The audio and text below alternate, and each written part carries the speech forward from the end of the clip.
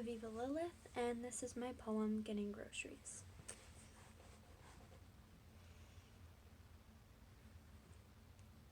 Waiting for walls to cave in. White walls covered in this and that, smothered with love, secret love.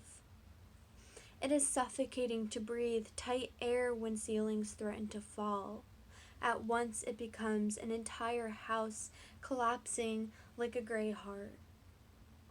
Paint started chipping last night. We sat in bed, string pulling us opposite ways. By now we are good at resisting. Should we hide all my stuff just in case? I say, turning silence inside out. No, he won't come up, I'm sure. Though the cold gray from the walls exhale into her eyes. We settle in, cactus sheets, no pillows. Art on the walls stare through us, eyes and eyes and eyes.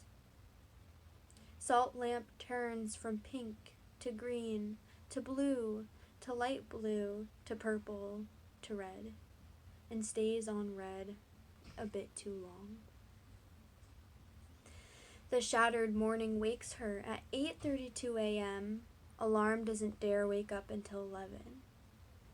Sun seems lost today. It does not contradict shadows, and everything seems rust. Each particle a disciple of the night. Air becomes a waterfall of lust, of rot, of sin, each hungry for warmth. We are all hungry for warmth. I try to understand these things. Hiding kaleidoscopes my minds into fragments like leaves in a pool. I try to filter them out. We make our cheap coffee. I trace lines of my mug. They point dully, unenthused, but also ready to prick, prod, pray for my sins. Cactus mug for me, bee mug for her. Something sting when threatened. Come sit, drink coffee with me. She paces. My voice echoes through the light. She comes, takes sip, but does not sit. The window pulls her back, as if the sky were raining answers or maybe obstinance instead. Either is worth getting buckets for. Ring, ring. Hello, I'll be right down. She hangs up the phone.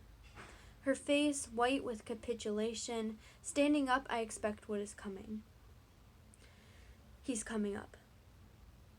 Our eyes hold back the gray. We should have done this last night.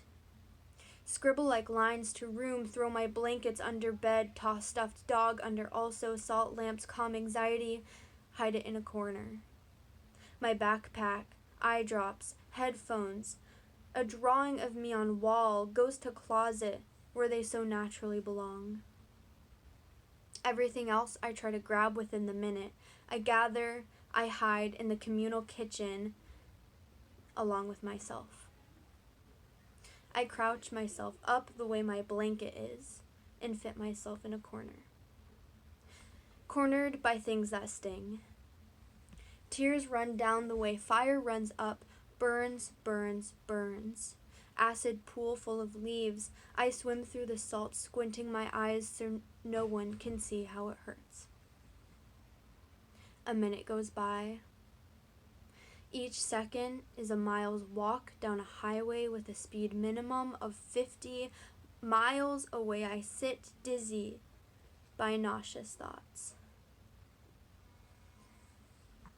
I left my phone out, just out on the bed. How could I? My shoes still sit in a box in the room, and my deodorant too, my tarot cards, and all of my rocks. I guess he wouldn't know whose rocks are whose, right? Right? Just tell me I'm right. I hold my coffee mug like it's the last thing that could save me. I pray to it. Don't sting.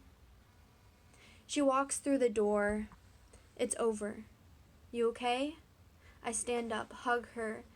That's all I've gathered on the encounter with her father that day he came to drop off groceries.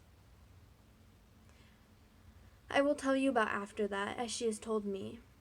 He recognized my tarot cards as not being hers. Fathers are not observant, luckily.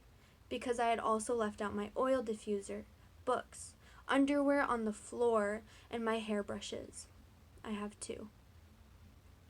My heart didn't break while the hiding went on, nor did it break when I realized I'll never be accepted by her parents.